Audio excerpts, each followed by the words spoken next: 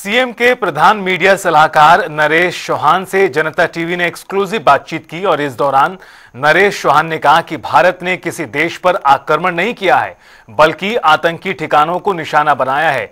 जिस तरह से पहलगाम में निर्दोष लोगों को मारा गया था, उसके बाद देश की आर्मी ने उसका जवाब दिया है। देखिए, भारत का आतंक के खिलाफ जो जवाबी कार्रवाई यहाँ पर हुई है, एयर स्ट्राइक हुई है, उसके बाद जो भी सीमावर्ती इलाके हैं उनमें अलर्ट जो है वो खास तौर पर रखा गया है। ऐसे में हिमाचल प्रदेश के साथ भी अंतर्राष्ट्रीय सीमा के साथ जम्मू कश्मीर का कुछ इलाका जो है वो यहाँ पर लगता है।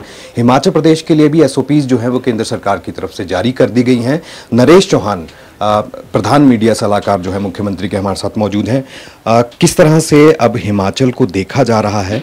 अंतर्राष्ट्रीय सीमा चाइना के साथ लगती है, उसके अलावा जम्मू कश्मीर के साथ भी कुछ संदिग्ध इलाके ये हमेशा से रहे हैं। किस तरह से चौकसी बरती जा रही है? देखिए, इन परिस्थितियों में जो देश के अंदर बने हैं, युद्ध जैसी परिस्थिति है। जो कुछ पहलगाम में हुआ था, जिस प्रकार वहाँ निहत्थे लोगों को मारा गया उग्रवादियों द्वारा, उसका जो बदला हमारी सेना ने लिया है, उसके लिए हम सब देशवासी गर्व करते हैं अपनी सेना पे। जो उग्रवादी ठिकानों पे हमला हुआ और वो बड़ा स्ट्रिक्ट था, हमने किसी देश पे हमला नहीं किया, केवल उन टेररिस्ट कैंप पे किया जो लगातार हम वहाँ से जो है टेररिज्म को बढ़ावा दे रहे थे। तो मैं समझता हूँ उस हमले के लिए सब देशवासी जो है अपनी सेना पे गर्व करते हैं।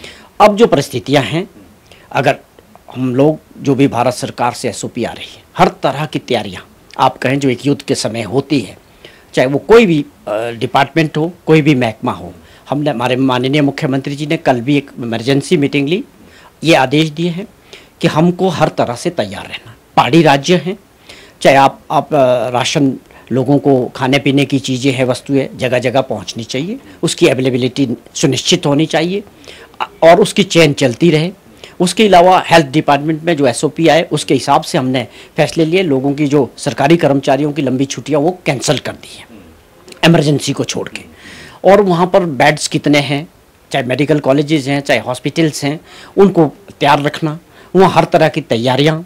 उसके अलावा इमरजेंसी व्हीकल्स हैं, उसको लेके, और हर डिपार्टमेंट में ये आदेश दिए गए हैं कि जो भी भारत सरकार की एसओपी है, उसके अलावा भी हम हर वक्त अलर्ट पे होने चाहिए, हर तरह से। इसके साथ ही, क्योंकि महत्वपूर्ण इसलिए हो जाता है, बांध हैं, उनकी सुरक्षा है, या फिर इसके अलावा हमारे बड़े शक्तिपीठ हैं हिमाचल प्रदेश में, जहाँ पे बहुत मास गैदरिंग जो है वो यहाँ पर होती है। क्या इन चीज़ों के ऊपर भी नियंत्रण पाया जाएगा? इस बाबत भी कोई समीक्षा जो है वो की जा रही है?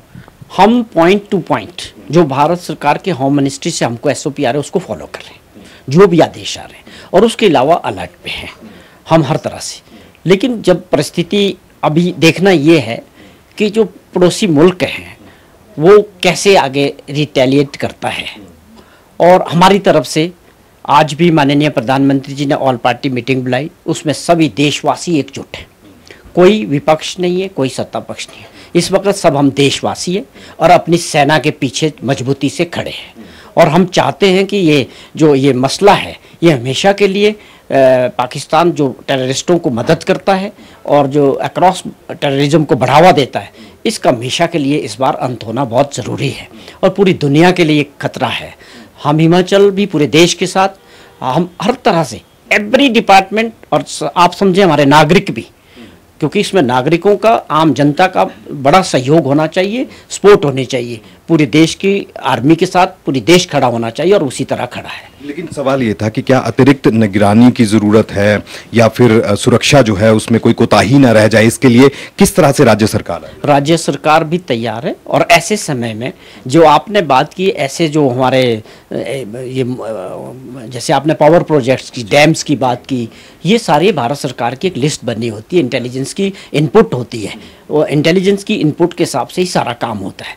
वो पहले ही एक चीज़ तैयार की होती है कि किन किन जगह पर जो है भारत सरकार का निगरानी रहेगी और राज्य सरकार का उसमें क्या सहयोग रहेगा, वो पूरा कोऑर्डिनेशन के साथ होगा।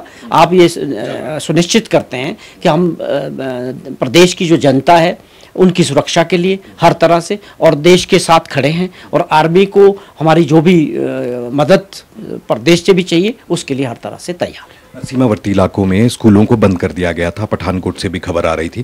क्या हिमाचल के भी कोई ऐसी सेंसिटिव एरियाज हैं जहां पर स्कूलों में या फिर वहां के जिला उपायुक्तों को कोई अलग से कोई आदेश जो है दिए गए? देखिए, जो हमारा चंबा जिला का इलाका है, जम्मू कश्मीर के साथ है। वहाँ पर कल माननीय मुख्यमंत्री जी ने इस बात का जिक्र किया है, अधिकारियों को बुलाया, बड़े मीटिंग ली सुरक्षा की दृष्टि से और फैसले लेने के लिए। उसमें साफ किया है कि जो डिप्टी कमिश्नर्स है वो अपने लेवल पे जो भी ज़रूरत है, स्कूल कब बंद होने चाहिए, नहीं होने चाहिए, उसको फॉलो किया जाएगा सबको। और वैसे भी पूरा आप समझे, पूरा एडमिनिस्ट्रेशन, पूरी सरकार अलर्ट पे है, हर चीज़ पे नज़र बनी है। और माननीय मुख्यमंत्री जी खुद हर चीज़ का जायजा ले रहे हैं। जैसे भी जिस चीज़ की आवश्यकता होगी समय के साथ वैसे फैसले किए जाएंगे। बहुत शुक्रिया हमसे बात करने के लिए। तो ये नरेश चौहान साफ तौर पर कह रहे हैं कि राज्य सरकार पूरी तरह से अलर्ट पर है और ऐसे में सुरक्षा एजेंसियों के साथ साथ अन्य विभागों के साथ उच्च स्तरीय बैठक जो है वो भी मुख्यमंत्री की बीते कल हुई है, जिसमें पर्याप्त दिशा निर्देश जो है वो दिए गए हैं और केंद्र सरकार की तरफ से जो भी एसओपीज जारी की जा रही हैं उसके ऊपर भी पूरी तरह से चिंतन मंथन करने के बाद आगे उसके ऊपर काम जो है वो पूरी तरह से किया जा रहा है। फिलहाल डरने की कोई बात नहीं है, लेकिन अलर्ट जो है वो रहने की हिमाचल प्रदेश को भी जरूरत है। कैमरा रोशन के साथ विकास शर्मा, जनता टीवी, शिमला।